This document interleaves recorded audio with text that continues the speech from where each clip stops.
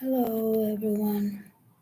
Just want to share my experience last month. Oh, I have an elective plan of surgery dated March 18. Now, during the day, they do incise me for hysterectomy 18. So the plan well, but unfortunately, the surgery didn't go well. Sorry. My OB-GYN accidentally hit my bladder 5 centimeter as indicated in the medical report. So after that, they close and they do a bladder irrigation with saline and LR continuously. But I suffer a lot of blank pain, right blank pain, which 2 days after.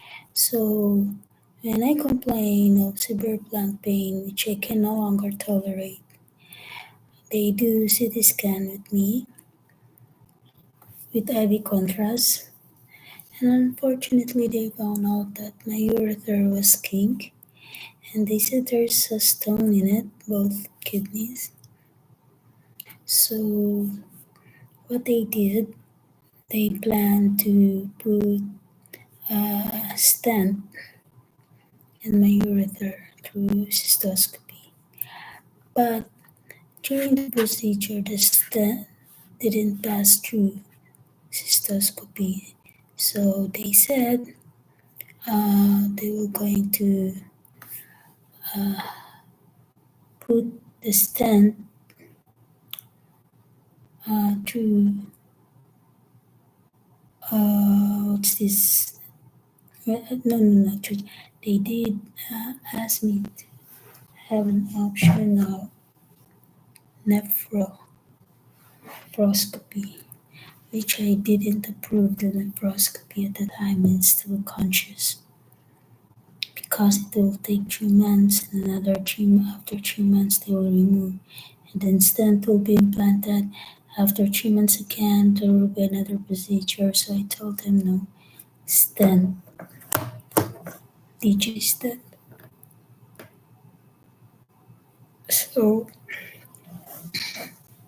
while I am in the OR, the stent was not placed through cystoscopy, so they open up me again and do another surgical site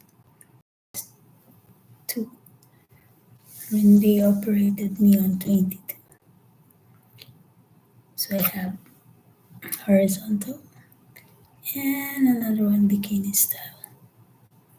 I suffer a lot during these past days when they do the surgical procedure for me, as I see myself in the ICU.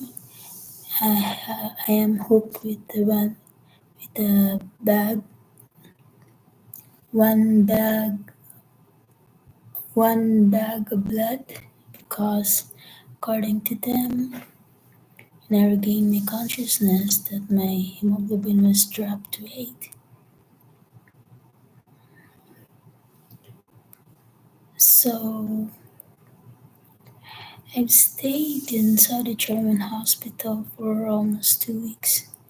I was admitted March 18 and I was being discharged March 26 in the afternoon. Before I was being discharged, I have an abdominal drain, I have a superficial drain, and I am on Foley catheter. So when I was being discharged, the superficial drain was removed. When I went home last March 26, abdominal drain and Foley cath was still in place. So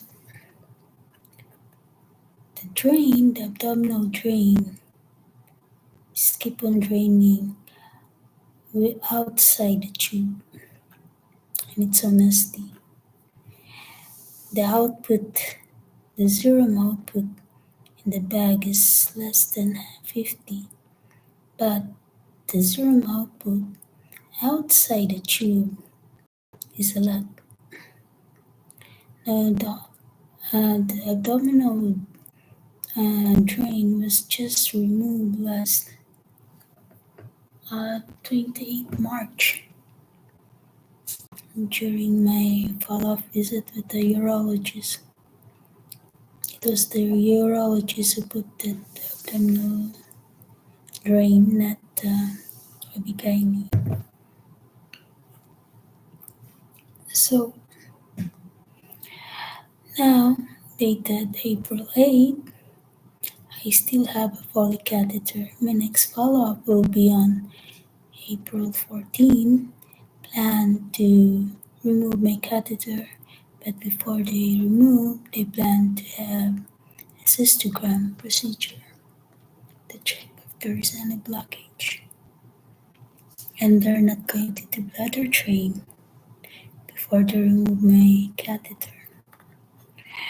It's a different kind of experience because my pain tolerance was being reached to the highest level, which I can no longer tolerate pain, even a simple pain.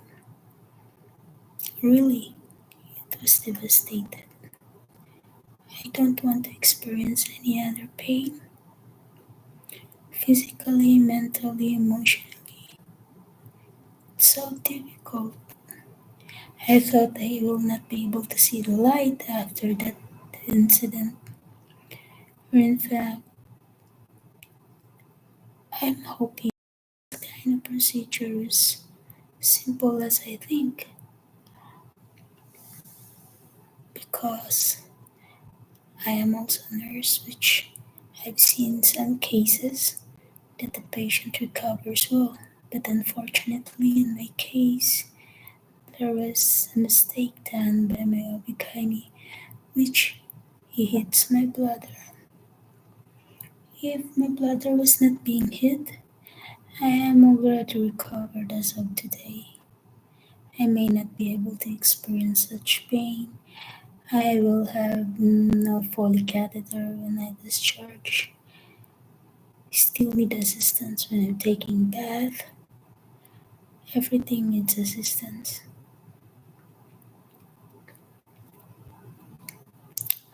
No longer pretty. Look at myself. I can't even attend myself well.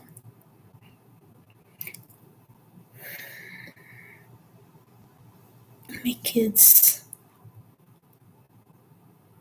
they have so pity on me. Seeing the scars, the wounds that they have, they don't want to see. Although my kids are all grown up, mostly the grown up is boys, they cry when they see their mama that there is a lot of scars. That before, I really don't have that scars. Now I can no longer wear bikini because my scars are so big and it's nasty. Maybe when I fully recovered, I can ask dermatologist to get rid of my scars. So body image is so disturbance. I wish everybody that when you go for a certain procedure, which you're going to do life and death, you need to search well the person you want to touch you and perform your procedure. Is he capable? Do they have a lot of experience? What was the mortality and morbidity rate of their procedure? Because this, I thought he's one of the best. Because originally my OB-GYN was one of the kind. I do I do a procedure with him. It's a one-day procedure and it seems like nothing's happened to me because I have this massive bleeding and it was pre-diagnosed of a premenopausal stage, but unfortunately there's a tumor So initial, the uh, ultrasound transfer, and still there's disease existing. That's why my bleeding didn't stop after the initial surgical procedure. So the OB/GYN decided to remove. Did you have a stroke to me with my consent? But it's also my fault that I was not able to search my recent OB/GYN background. He said it was being blamed to my previous C-section. That's why my bladder was being attached to the cervix, which is one of a kind. But for me, in medical field, you need to be more very cautious.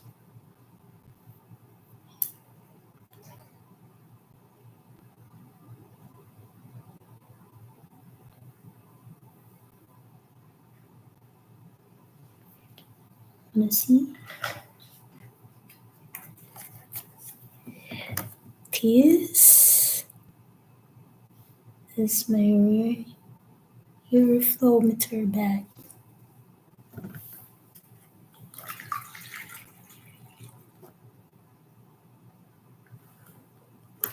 This is how I live now.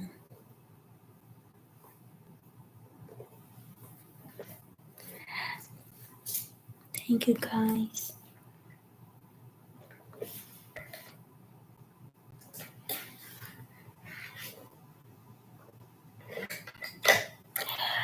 Wish me luck on my next appointment that this folly will be removed.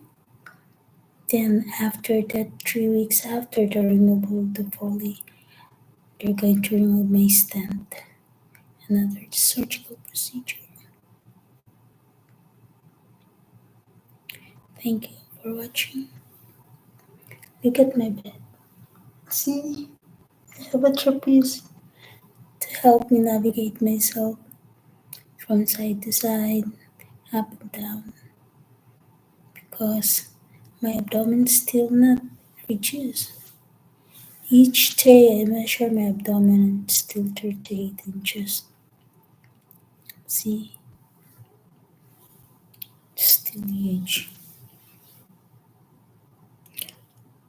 Thank you. See you next time.